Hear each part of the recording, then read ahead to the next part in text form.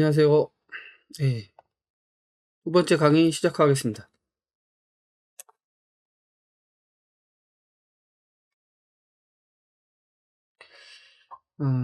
제가 이 유튜브를 하는 가장 큰 목적이야 저를 알리고 뭐 사주에 대해서 쪼끔 제가 생각하는 어떤 이론들을 좀 널리 퍼뜨리고 싶다 이런 마음은 있습니다. 하지만 저한테 요 강의를 들으시면서 기존 것을 버리지는 마세요. 그러니까 기존에 갖고 계셨던 어떤 생각이나 이론 이런 거는 충분히 계속 가져가시는 게 좋습니다.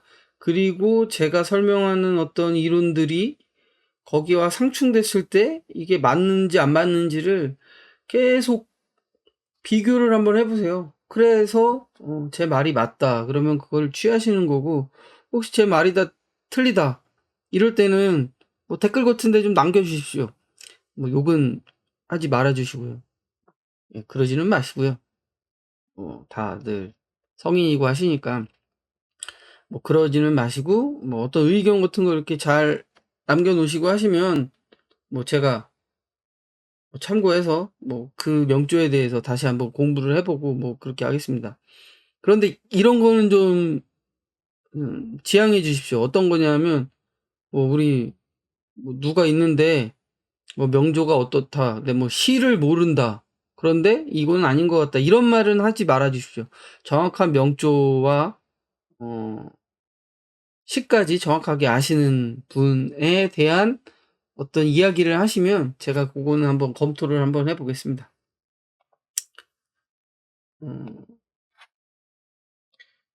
그리고 새로운 것을 좀 받아들이시는 유연한 사고를 좀 해 주셨으면 좋겠습니다. 한쪽으로 이렇게 이 공부하시는 분들이 굉장히 자기 이론에 대해서 너무 확고하시거든요. 그래서 돌처럼 이렇게 꽉 시멘트처럼 이렇게 꽉 눌려 있으세요. 그래서 어떤 이론을 들어가려면 그걸 폭발을 해서 뒤집어 엎어야 되는데 그러실 필요 없습니다. 유연한 사고로 이것도 받아들이고 저것도 받아들이고 하시는 게 좋습니다. 세상에 얼마나 많은 사람이 있습니까? 안 그렇습니까? 그 사람들을 만나시려고 이 공부하시는 건데, 유연한 사고로 그런 걸 좀 받아들이신다면 좀 더 큰 공부가 되시지 않을까 그렇게 생각을 합니다. 그래서 제가 드리고 싶은 말은 요 사주 구조에 대해서 말씀을 드리는 건데요. 사주 구조가 특별히 어떤 게 있다 이런 거보다 보통 격이라고 말하죠. 격. 어떤 격, 무슨 격, 한 400가지 격이 있다, 200가지 격이 있다 그러는데 그런 격입니다. 격. 제가 하고 싶은 말도 격입니다. 어떠한 구조로 되어 있는 사주는 이렇게 푸니까 편하더라. 그런 구조가 깨진 사주는 불행하게 살다던가 아니면 일찍 죽는다던가 아니면 그냥 평범하게 산다던가 어떤 사람은 상당히 잘 산다던가 그런 거를 좀 말씀을 드리고 싶습니다. 이 구조 같은 거 이렇게 말씀을 드릴 때 사주를 볼 때 어떤 분들은 이런 것도 있어요. 어떤 띠랑 결혼해서 이 사주가 원래 보통인데 잘 살았다. 어떤 분들은 부모가 어때서 어떻다. 그러니까 사주 8글자로 좀 어떻게 좀 보충이 안 되는 거는 그 이외의 것을 좀 이제 끌어다가 쓰시는 분들도 많은데, 물론 저도 부부의 띠 이런 거 중요하게 생각하는 사람이긴 합니다만 최대한 그런 거는 좀 제외하고 그 사람의 띠로만, 그러니까 그 사람의 구조 8글자로만 이렇게 보는 거를 계속 연습하시는 게 훨씬 좋으실 거예요. 예. 저도 그렇게 생각을 하기 때문에 하여튼 궁합 이런 거는 또 나중에 또 설명을 드리겠지만 어쨌건 이 사주 구조, 그 사람이 갖고 태어난 8가지 글자의 구조가 어떻게 움직이는지 그거에 대해서 이제 계속 배워 나갈 겁니다. 첫 번째는 이제 포국이라는 건데요. 이걸 뭐 아시는 분도 있으시고 뭐 처음 들어보신 분도 있으실 텐데, 뭐 쌓는 겁니다. 쌓는 거. 어떻게 쌓여 있다. 왜 우리 포태법이라고 하지 않습니까? 포태법. 그 쌓여 있는 구조. 그런 거를 말하는데, 요거는 이제 요렇게가 양이죠. 요게 양이고 요 신자는 음이니까 양이 음을 감쌌다. 포했다. 그래서 이제 포국. 요걸 이제 포국이라고 말을 합니다. 요 구조가 보면은 무하고 사하고 같죠?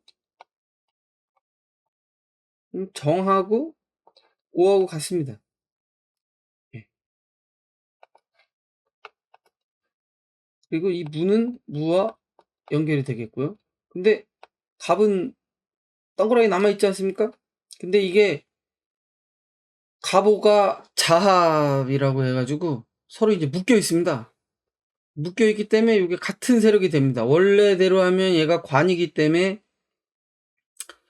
나를 치는 놈이 돼야 되는데, 이 오가 갑을 꽉 잡고 있습니다.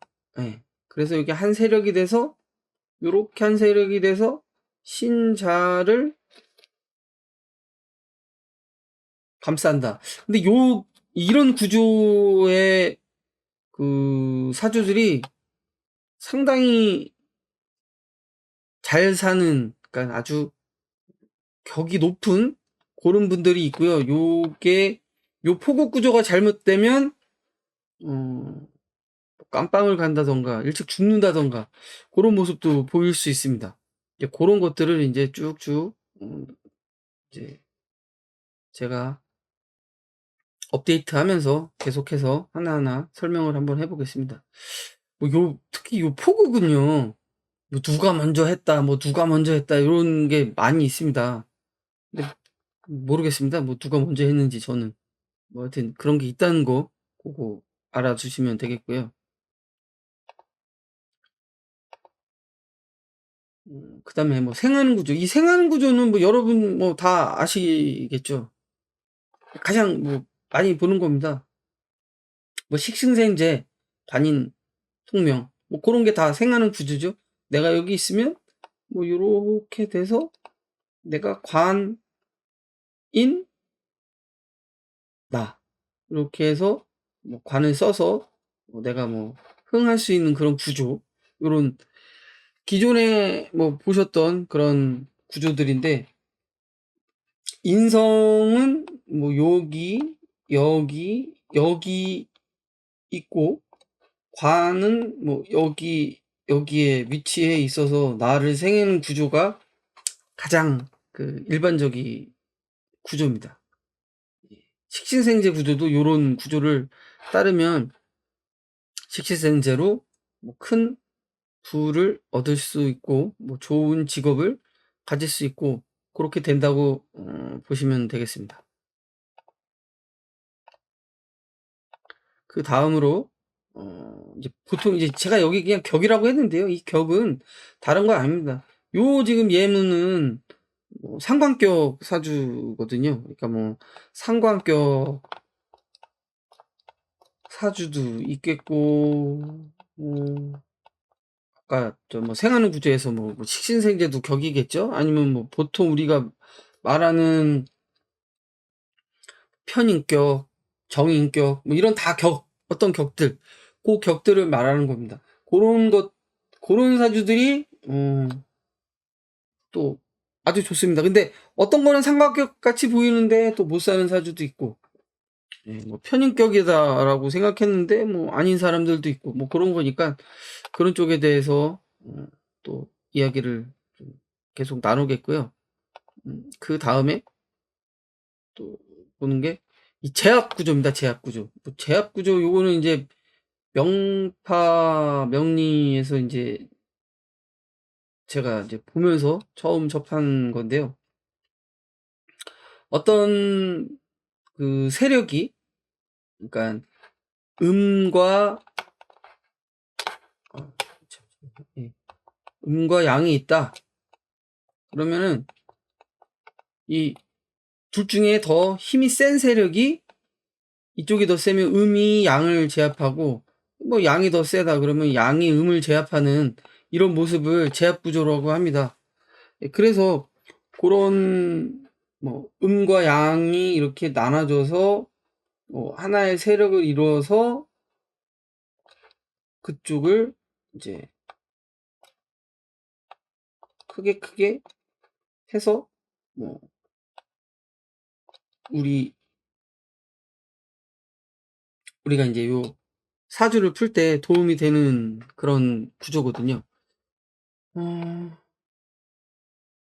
요 음양을 이게 구분하는 게 이게 조금 사람들마다 다 다릅니다. 어떤 사람들은 특히 술이요. 술을 양이라고 하시는 분도 있고요. 음이라고 하시는 분도 있습니다. 왜 술이 양이고 음이냐? 이게 삼합으로 보면 인옷을 화국을 이루기 때문에 양이다. 또 어떤 분은 이거는 늦가을이다. 그래서 이게 음으로 쓴다. 이게 매울 신자. 이 신자가 여기 있지 않습니까? 여기, 그럼 요 신은 도대체 어디서 왔냐? 요 축에서 온 게 요 신이냐? 요 축에서 온 게 요 신이냐? 요것도 생각을 한번 해보셔야 됩니다. 그냥 여기는 뭐 화가 요렇게 많이 있기 때문에 요 수를 화고로 쳐서